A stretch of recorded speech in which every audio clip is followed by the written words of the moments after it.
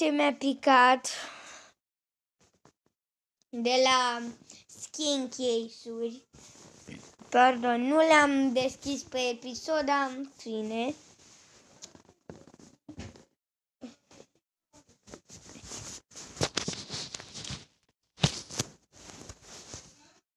Scuzați, dar mi-am pierdut contul ăla. Deci mi-a picat, adică Event Horizon, mi-a picat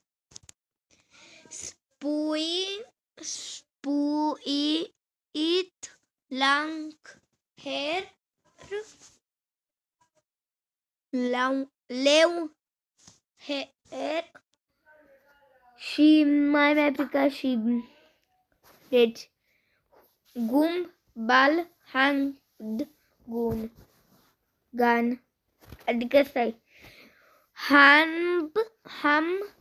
Ball Hand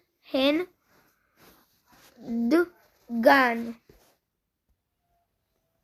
Și mai mi-a picat și spray botle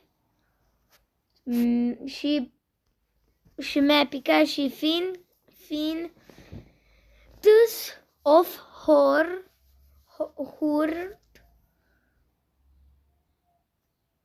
Mi-a picat și Battlefly, adică știam cum se cheamă și cam atât.